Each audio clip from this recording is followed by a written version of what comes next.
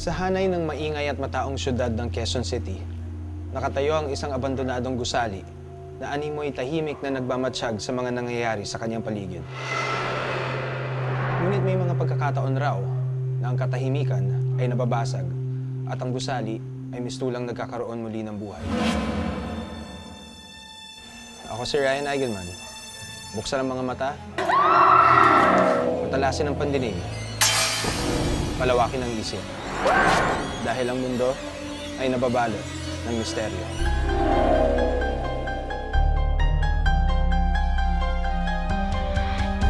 Ako'y nagtataka sa aking nakikita. Ako ba'y pinaglalaruan ng aking isipan? Ako'y nagtatanong bakit may bumubulong anong kababalaghan aking nararamdaman. Ang ating mundo'y nababalot ng misteryo hanggang kailan sisigaw hanggang saan tatakbo.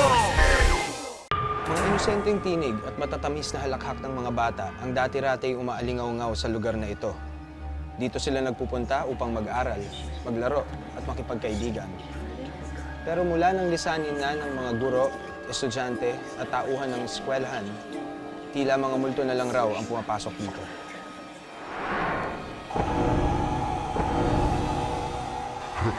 Di pa sila kontento sa pagpapakita. Mistulang pinagkakatuwaan pa nila ang mga tao na nasa paligid nila. Ang tunog ng gumugulong na skateboard tuwing 10 oras ng gabi. At ang pansulpot-sulpot ng mahiwagang pasahero ng taxi.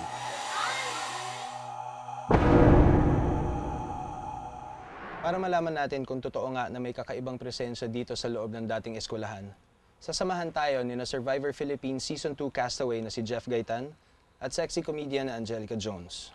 So, ready na ba kayong dalawa? Gusto ko itong gagawin ko. Excited na ako. Ikaw. Pinipilit ko maging ready kasi duwag talaga ako. Ikaw, duwag ka talaga. Ikaw. Ako, gusto kong malaman kung meron talaga dito sa lugar na ito. Alright, si duwag at si hindi duwag. Tara na, pasukan na natin to. Ang hamon sa ating mga bisita. Ikutin ang paaralan. Unang sinilip ng dalawa ang ground floor ng dating eskwelahan.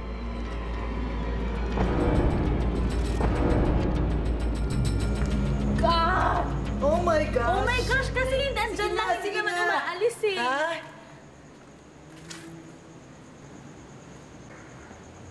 Papasok ba sa loob? Enough na yun. Hindi makita eh. Madilim eh. Paano namin makikita madilim? May shadow doon! May shadow doon! May shadow doon eh! Meron. Kasi may ganun siya. Meron nga. Kung mapapakita ang takot ka kasi lalo ka tatakutin pag pinakita. Oh my God! Doon sa baba, yung una natin pinuntahan, doon talaga meron. Mararamdaman mo talaga sa pag naglakad ka across doon sa buong place na... Kasi hindi magaan. Hindi magaan yun. Mabigat. Saka parang may shadow na dumadaan. Makikita ka lang, biglang titingin ka parang may dumaan. Pero feeling mo naman wala, di ba?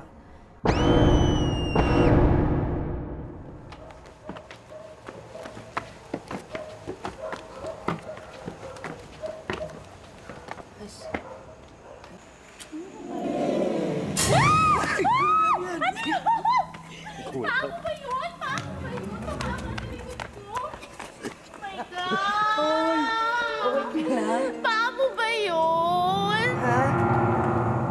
Bakit? Hindi ko alam. May tumama sa dito ko, pero hindi ko alam kung paamo yun eh. Hindi ko tinatama ng paa muna tayo ako.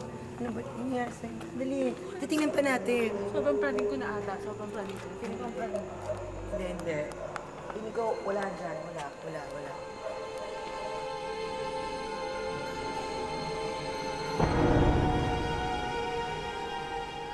Sa kasalukuyan, medyo mga 30 minutos na ang nakakalipas mula nang pumasok sina Jeff at Angelica dito sa paaralan. Sana okay pa sila.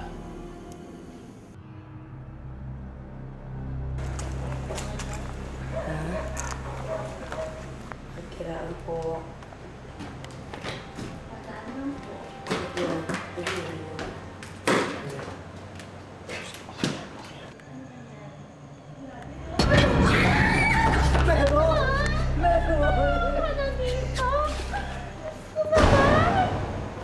Yung kasi, yung sa baba, distinctive, yung talagang shadow niya is naka-define as a shadow of a person.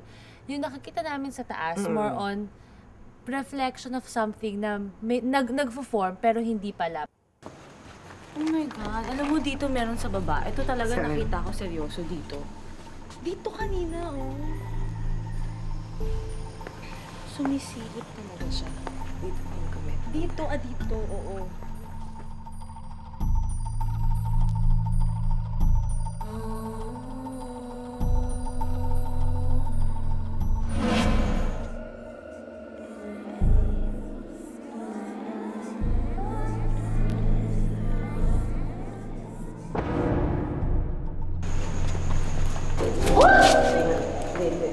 Inikot ni Jeff Gaitan at Angelica Jones ang abandonadong Victoria School sa Cubao, Quezon City.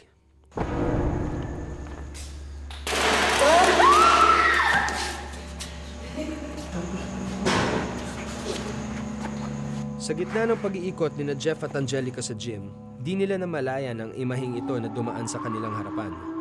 Multo o produkto lamang ng aming malilikot na isipan. Pasok tayo sa loob. Parang akala mo tao siya, shadow. Ang susunod na pupuntahan naman ni Jeff at Angelica ay ang library. Dito raw kasi madalas nagpapakita ang iba't ibang klase ng elemento tulad ng mga duwende at kapre. May makakaengkwentro kaya ang mga bisita natin?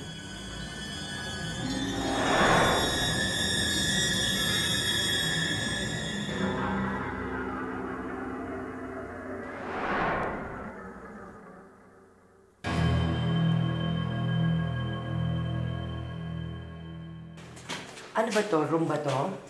I think, mukha siyang... Room to, pero parang kwarto siya eh. Sa bahaging ito ng tour, sinamahan ng parapsychologist na si Bong Castro ang ating dalawang bisita.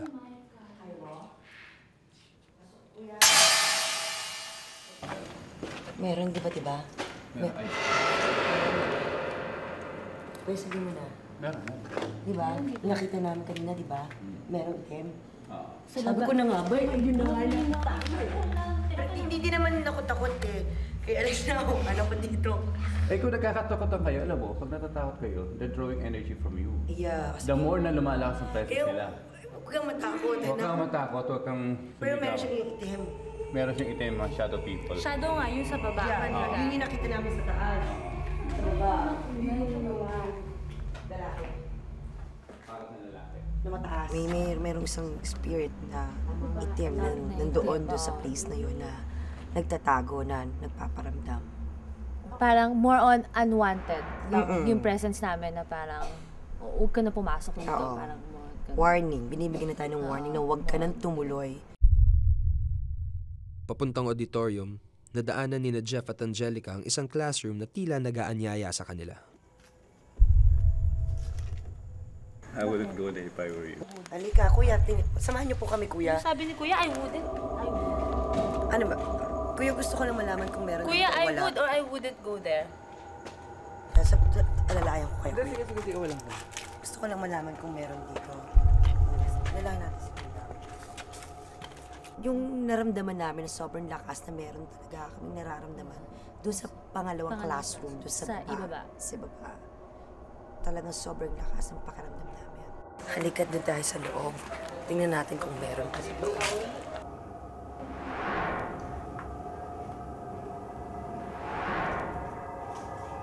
Tabi-tabi po. Ako po. Ako po eh. Padaan lang po. Tabi-tabi po. Tabi-tabi po.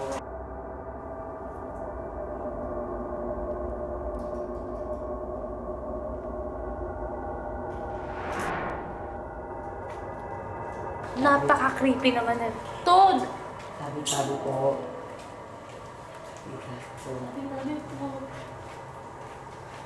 Oh my God! Nakita mo? Nakunan mo? Doon. Halika. Ano ko yan to? Sige. Kunin mo. Kunin mo pa.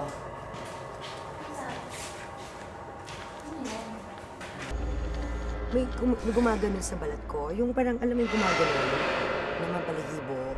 So, ramdam na ramdam ko yung balahibo niya sa balat ko. Kaya sinabi ko na, please, layuin mo na kami. Tabi-tabi po, makikiraan lang po. Madidistinguish mo kung real o hindi nararamdaman mo. Kasi sa ibang rooms, hindi ka takot. Pero pag pumasok ka sa iba, papasok ka pa lang, iba Mabigat na yung, na. yun. Ibang amoy dito. Ibig sabihin na may pamalit na smell. May isang part lang doon na meron lang siyang distinct smell. Yeah. May isang smell na hindi mo lang alam kung ano, pero may strong smell lang siya. Oo. Nang papalabas na ng school grounds ang tatlo, tila naligaw pa sila ng daan at napadpad sila sa lumang auditorium ng eskwelahan. Ito yung parang nila eh. Kaya pa ba nila to? Ano pa yung tatay? Doon kayo. Medyo mataas naman. Parang meron. Parang meron. Dito ba wala? Hindi, doon sa baba talaga. Sa baba, at mo, tama nga tayo. Yun nga, yun. Yun yung naramdaman natin. Naramdaman, nagpakita siya. Parang hanggang ngayon, nasa point pa din ako ng nag-a-assess ako kung real ba yun o hindi. So ngayon medyo shock pa rin ako. Parang dito sa na-experience ko is parang may natutunan ako na huwag ka agad matatakot and then kailangan observe, listen, and amuyin kung meron.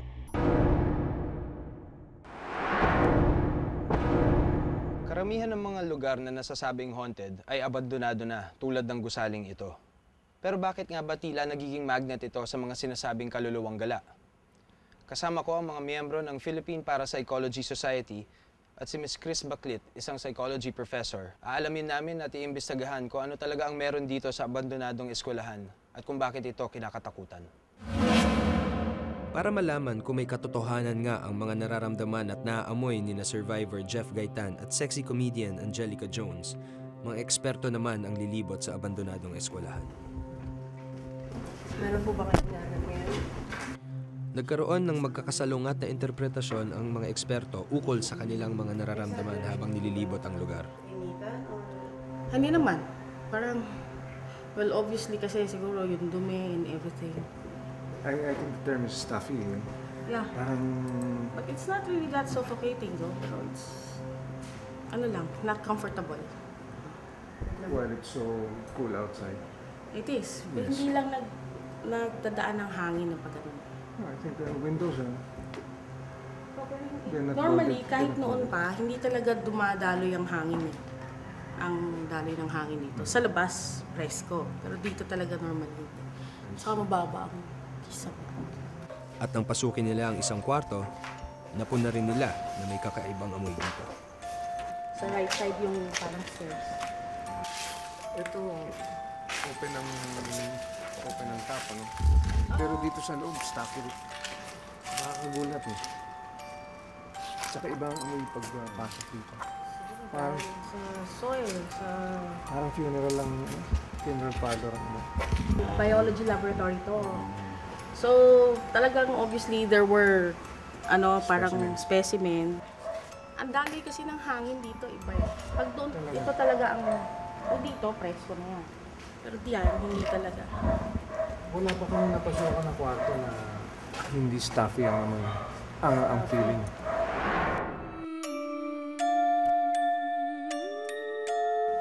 Dito daw sa ground floor, may kakaibang naramdaman sina Jeff at Angelica.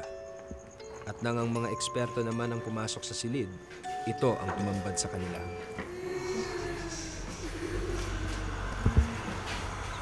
Pangilabot ito. Tagal mo yun. This used to be a classroom. So, andyan ang blackboard.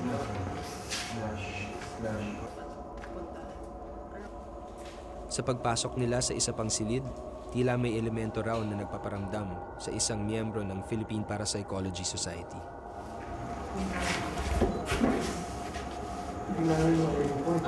Bumalik lang tayo. Kakaibang nararamdaman ko sa leader na Nagpapump yung incense. Parang may malakas na may pulse yung... Baka you're nervous. hindi mo na. Kasi once you're nervous, definitely you wouldn't feel your... Diba? Inside the library.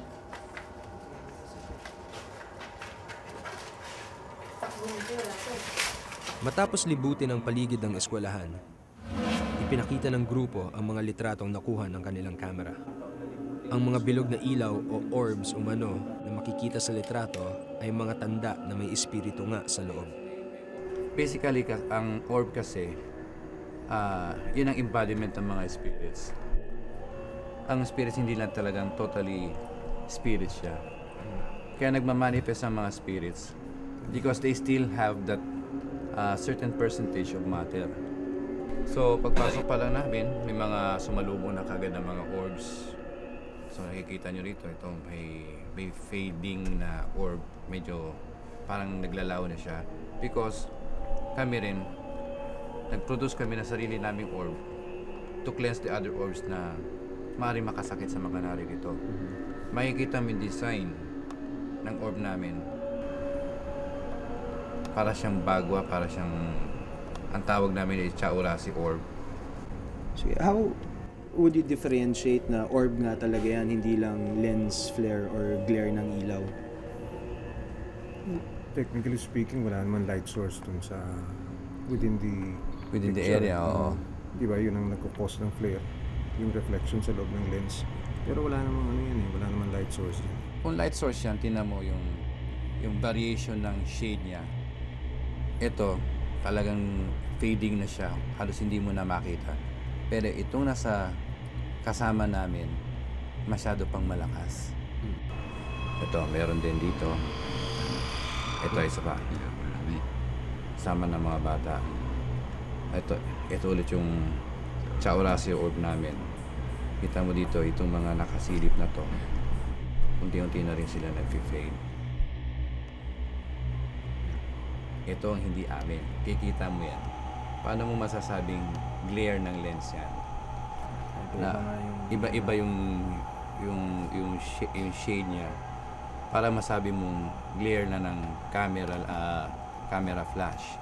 Yung manifestation ng orbs sa photograph, you just see them as orbs. Pero pagka tingnan nyo nga yung paligid nyo, nakikita nyo ba yung ibang Hindi mo siya makikita ng through the ordinary eye. Siguro, kung titingnan natin to, kung glare lang to ng lens, bakit napakarami niya?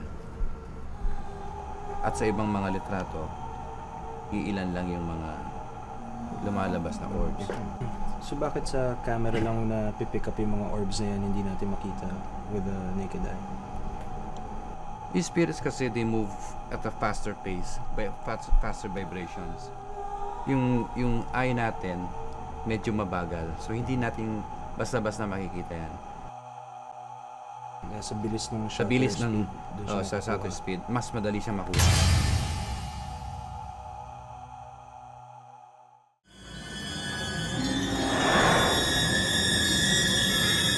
Meron, di ba, diba?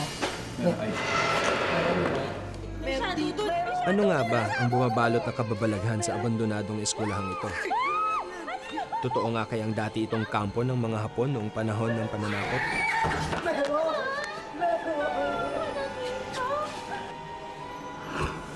Ayon sa isang historian na si Bernie Carganilla, chairman ng Social Science Department ng UP Manila. Meron ng mga garrison ng Hapones sa Quezon City at saka sa Cubao. So maaaring bahay yun, maaaring eskwela, maaaring government building.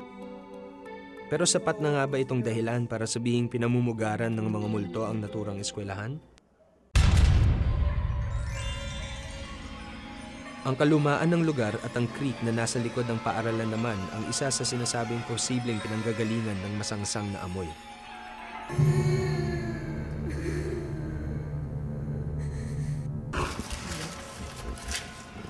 Soil sa... Parang funeral lang, funeral parlor ang naman. Ayon naman kay Mr. Jonel Garcia, isang project staff sa UST Research Center, ang sinasabing amoy formalin ay imposible raw manatili sa lugar na ito ng ganong katagal. Hindi siya magi-stay sa concrete, no? Kasi ang formalin is also a volatile compound. So, magvo-volatilize lang sa hangin niya. So, definitely hindi siya tatagal ng matagal na panahon. Kung wala nang formalin sa loob ng laboratory, definitely hindi siya maglilinger dun sa place. Ang kakaibang tunog naman na naririnig sa gabi na sinasabing mula umano sa skateboard ay maaaring dahil sa lokasyon ng nasabing eskwelahan. Kung mapapansin, sobrang lapit nito sa MRT tren na pinanggagalingan ng tunog ng umaandar na gulong.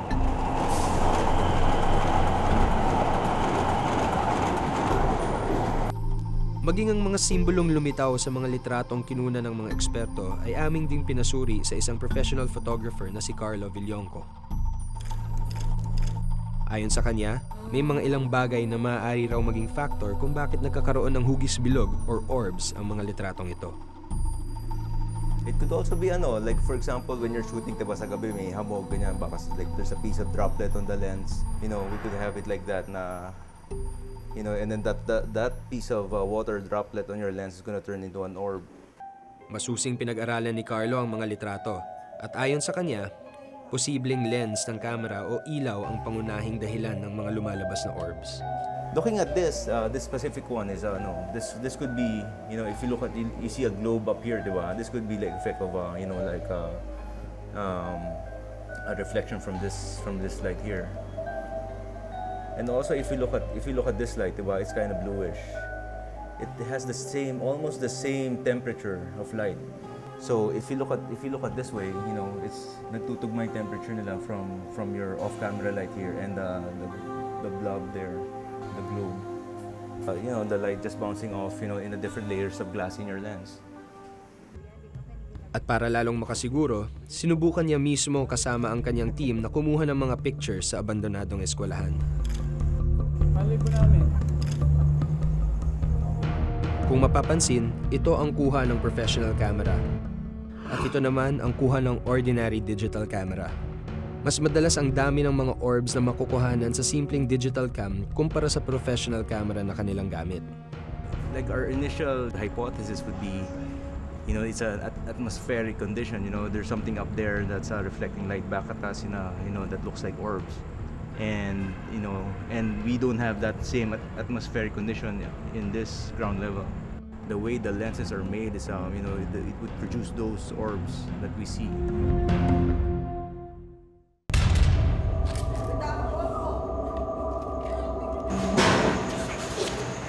Bunga lamang ba ito ng ating malilikot na imahinasyon? Saka ibang amoy parang funeral parlor. Magkakaiba man ang interpretasyon ukol sa kababalagahang bumabalot sa abandonadong eskwelahan. Tanging ang ating sarili lamang ang makakasagot sa takot na ating nararamdaman. Oh my gosh! Oh my gosh! Masyado dun! Meron.